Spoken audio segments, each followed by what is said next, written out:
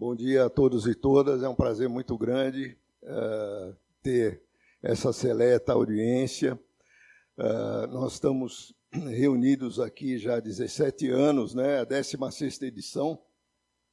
Em 2020, nós não conseguimos fazer o evento, né, devido à pandemia, mas, basicamente, eu queria falar um pouquinho sobre o fórum, né, sobre a nossa proposta,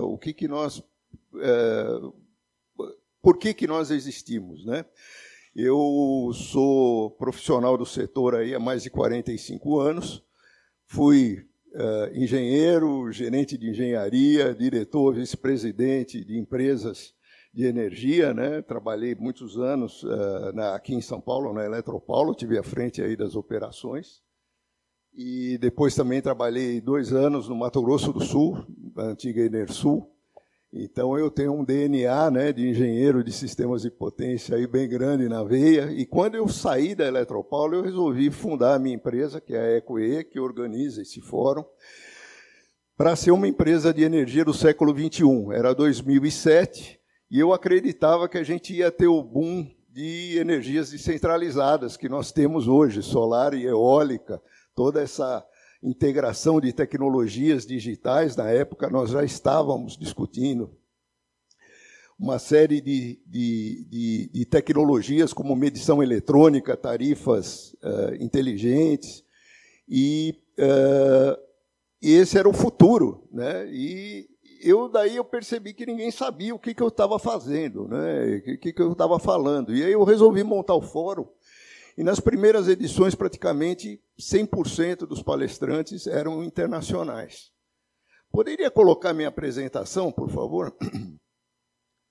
E a gente trouxe principalmente pessoas de fora, né, na época, para falar, e a ideia era começar a formar uma comunidade que a gente mantém até hoje, acompanhando, né, o desenvolvimento dessas tecnologias para que a gente consiga ter um serviço de eletricidade mais moderno, seguro e também acessível, né? Eu acho que esse é um ponto importante, é um serviço essencial que tem que estar à disposição, né, das pessoas. Então, a gente foi pioneiro nessas discussões de redes inteligentes, né? Começamos em 2008, 2007 eu fundei minha empresa, logo no ano seguinte a gente fez a primeira reunião. A ideia é ser uma plataforma inclusiva. Eu acho que o Fórum foi uma das primeiras iniciativas que trouxe os consumidores para o centro do debate, né? Desde a primeira edição, nós temos representantes de consumidores, e tem vários aqui, né? Não só pelas associações, mas também pelos conselhos de consumidores, porque uma das grandes discussões que existe quem vai pagar a conta, né? A gente sempre olha, né? Tem que fazer investimento, quem vai pagar a conta? Quem vai pagar a conta é o consumidor, a sociedade. E a gente olha muito o curto prazo, né, dos investimentos, mas a gente defende que essa modernização ela vai gerar um benefício no longo prazo. E a gente não consegue avançar nessa modicidade tarifária de longo prazo por conta que a gente sempre vive almejando a modicidade no curto prazo e nunca consegue trazê-la à realidade, né? E a ideia é ter colaborações globais, eu vou falar um pouco mais sobre isso, né? Nós estamos trabalhando com várias entidades que trabalham com tecnologia em várias partes do mundo, temos aqui colegas aqui, começamos o trabalho o ano passado com o pessoal da Índia e estamos aí numa parceria e queremos desenvolver muitas trocas de experiência, porque nós temos muito a aprender com eles e temos muito também a oferecer, né? Temos bons colegas aqui conosco, nós vamos falar bastante sobre isso. O fórum ele é neutro e independente, a gente não procura defender nenhum lado, a gente quer ter uma discussão mais equilibrada e mais técnica, e mais tecnológica e econômica, e sustentável possível. A gente não defende, não, vamos fazer a tecnologia pela tecnologia. Não, a gente procura ser neutro tecnologicamente e trazer todo mundo que tenha a contribuir. E a gente, como eu falei, a gente defende que a modernização seja sustentável em todos os aspectos, né? Nosso foco, então, é olhar para a inovação também olhando para o lado do negócio. E quando a gente fala negócio, não é só o lado da empresa que está explorando o serviço de eletricidade ou a empresa que está vendendo a tecnologia, mas é para a sociedade como um todo, né? Ter uma economia pujante, né? E a gente não faz o evento um grande evento, né? Todo mundo me pergunta e me provoca, né? Não, você precisava abrir 5 salas, aí mais fabricantes vão falar, mais pessoas vão falar e tal. Eu falo, bom, mas aí a gente vai dispersar e a gente não vai saber o que a gente está falando. Então, a gente faz justamente uma plateia seleta, né, e uma plateia coesa, onde a gente tem uma trilha de início, meio e fim, né? A gente busca, então, ter o foco em modernização e inovação, olhar para o futuro, endereçar os pontos principais, quer dizer, quais são os nossos desafios. A gente sempre sai de cada evento com os próximos passos, o que precisa ser feito, então, quais são as grandes orientações, quais são o que a gente pode oferecer para o governo, para os formuladores de políticas, para as próprias empresas fazerem seu planejamento. A gente tem um trabalho que não para no fim de cada conferência. Na verdade, cada conferência é um novo começar da agenda. E a ideia aqui é a gente explorar um pouco como integrar os sistemas elétricos dentro da discussão da transição energética. Todo mundo vê transição energética como construir energias renováveis, né? Seja solar, eólica, hidrogênio verde, eólica offshore, etc. Mas sem a rede nada disso funciona, né? E a gente está vendo grandes exemplos, a gente está falando isso há muito tempo. Eu acho que a gente vai discutir muito isso. Nós precisamos ter os sistemas de transmissão e distribuição linkados, né, a essa realidade. O nosso impacto. A gente tem buscado ajudar na construção do futuro da energia, né, e a gente tem trabalhado em várias coisas. Nós começamos as discussões, por exemplo, de integração de energias renováveis, né, na parte de eficiência energética. Eu acho que tem um campo e um desafio gigante aqui para o Brasil e para a América Latina como um todo. Né, a parte de micro-redes e mobilidade elétrica também fizemos muitos trabalhos. Né, a parte de medição eletrônica e tarifas inteligentes, a parte de automação de redes, digitalização e resiliência. Resiliência é a palavra da ordem, né? Todo mundo agora caiu a ficha que os eventos climáticos estão aí de verdade, né? A gente fala isso há muito tempo.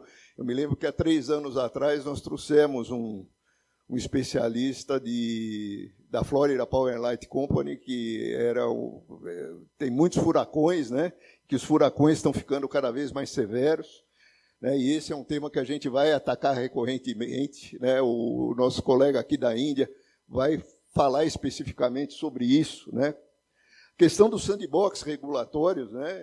A gente começou essa discussão, né? E a ANEEL foi muito rápida e feliz quando ela abraçou a causa. Em cerca de 1 ano depois que nós participamos em conjunto numa reunião em Estocolmo, na Agência Internacional de Energia, a ANEEL já regulamentou.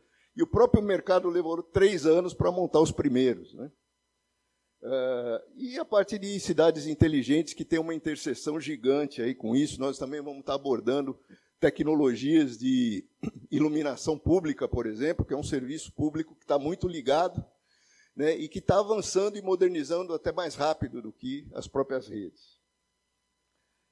E a gente está sempre tentando estar um passo à frente, né? A gente sempre procurando discutir as tendências futuras, né? Hoje, uma das palavras aí importantes é a flexibilidade de rede, armazenamento de energia. Então, também é um tema que a gente começou a trabalhar já há muito tempo. Nossas relações aí, a gente atua dentro de uma colaboração global. Eu participo de vários grupos aí que discutem o tema dentro da Agência Internacional de Energia, junto com outras associações do tipo, seja aqui na América Latina, seja em outras partes do mundo, né? Tivemos já em várias conferências. A gente tem a nossa conferência anual como parte de um circuito mundial de conferências relevantes sobre o tema, né? E a ideia é melhorar os serviços. A nossa conferência é uma conferência em sala única, como eu falei, né? A gente tem a felicidade de ter pessoas ilustres na plateia, né, que já estiveram do lado de cá, né, palestrando. Então, a ideia é que a gente tenha pessoas que contribuam muito com a evolução do tema, trazendo ideias, trazendo perguntas interessantes. Temos umas discussões focadas, né, e procuramos também reconhecer os líderes da indústria, né? E essa árvore aí que a gente elegeu para essa edição, né, para simbolizar essa edição, é um símbolo de sustentabilidade. Na hora que a gente digitaliza as redes, a gente está preservando a natureza, né? Então, nada mais justo do que fazer essa homenagem. Bom, quando a gente fala em redes inteligentes, é realmente uma revolução, uma transição muito grande, né, no setor elétrico, onde a gente sai de um modelo centralizado para um modelo distribuído, né, que já está presente aqui na nossa realidade. Nós já estamos vivendo essa realidade, e a gente sai de concessões, né, do foco, né, em concessões baseado em tarifas públicas para ter energia com outras possibilidades. Você pode construir a sua própria infraestrutura, né? Você sai de um mercado cativo e um simples supridor de energia para um mercado onde você tem múltiplas fontes de geração e com múltiplos usuários, todos trabalhando juntos. Então, eu acho que a rede do futuro ela tem que integrar realmente toda essa infraestrutura para poder trabalhar, né, de uma maneira otimizada. Saímos de um foco muito capital intensivo, onde se necessitava de um contínuo crescimento de demanda e energia, para um mercado mais competitivo, né, onde o foco está nos custos, no uso eficiente da energia e no gerenciamento da demanda. Saímos de uma realidade de retorno de investimento em décadas, 30 anos, para retornos da ordem de 10 anos, 8 anos, 10 anos. Então, esses são sistemas modernos de energia. A gente também sai de políticas definindo preços, né, com base em investimentos necessários, para os preços serem definidos pelo uso e pela estrutura e pela tecnologia. E os principais produtos, que são quilowatt e quilowatt-hora, né, eles passam a ser geridos pelo uso de energia, né, pela gestão do uso, né? Então, eu acho que a grande rede do futuro, o grande desafio, é integrar esses recursos e gerir o uso dessas tecnologias de uma forma economicamente viável, né?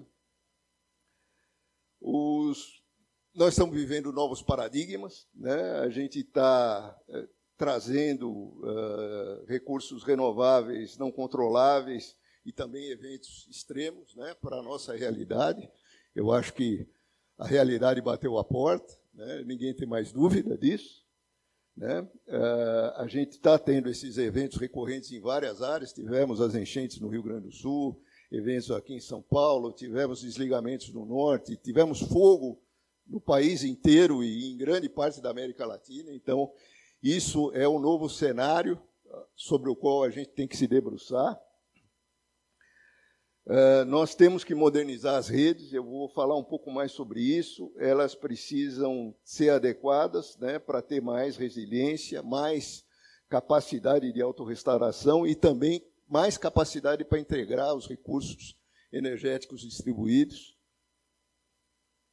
Precisamos de um programa setorial, né, e multissetorial, né? Eu acho que o problema não é só do setor elétrico, aí tem várias interseções. Temos aqui a Anatel e outros agentes, a própria indústria, que tem que ser integrada dentro dessa discussão, né?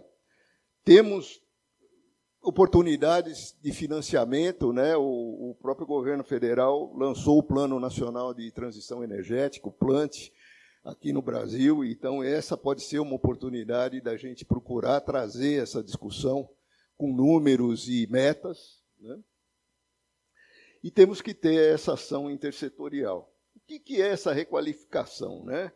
É a gente trabalhar as redes para poderem otimizar os recursos distribuídos, para trazer tarifas e medidores inteligentes, para poder viabilizar a resposta da demanda, e os consumidores de baixa tensão têm uma grande contribuição para dar nessa área, porque eles conseguem modelar muito mais do que os grandes consumidores, que já estão fazendo esses programas, né? Para oferecer serviços de flexibilidade e para suportar eventos extremos. E a gente, dentro desses trabalhos que eu mencionei, a gente tem alguns números aí que a gente andou acessando com conhecimento internacional, né? A gente fala, até 2027, 2028, quando a gente fala em otimização de integração de renováveis, algo em torno de 7 bilhões de dólares ou 40 bilhões de reais. Isso é só Brasil. A parte de medidores e tarifas, fizemos um estudo com a ABINE há uns anos atrás. A gente fala, chegou na época a 50 bilhões, a gente está falando agora no número de 60 bilhões, não para trocar todos os medidores, mas para trocar 56% dos medidores aí nos próximos anos, com o que você conseguiria ter algo em torno de 89%, 90% da energia da baixa tensão que é consumida, gerenciada e podendo trabalhar em sistemas de resposta da demanda. E mais algo em torno de 20 bilhões para a implantação desses programas na baixa tensão. Na parte de flexibilidade, eu faço parte de um grupo também que está estudando esse assunto em várias vertentes. A gente tem uma ideia aí, através de custos unitários e de estudos que a gente desenvolveu, algo em torno de 17 bilhões de dólares ou 100 bilhões de reais. Eu acho que nós vamos conhecer mais os requisitos aí das rampas de carga aí que já estão anunciadas, né? O crescimento, eu acho que nós vamos falar sobre isso. E então a gente vai ter uma ideia aí que nós temos muitos requisitos aí nessa área. E na parte de eventos climáticos, algo em torno de 130 bilhões. E a gente imagina que a renovação das concessões, né, possa ser uma grande oportunidade para que as empresas que têm que fazer esses investimentos consigam ver esse retorno num horizonte mais estendido. Então, tudo isso aí é algo em torno de 62 bilhões de dólares, 350 bilhões de reais aí.